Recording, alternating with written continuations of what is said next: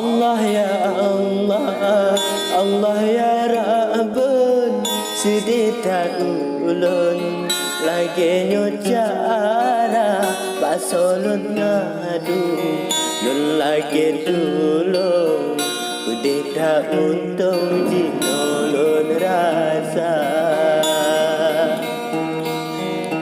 basolun ngadu nun lagi dulu kudeta untung jinolon rasa.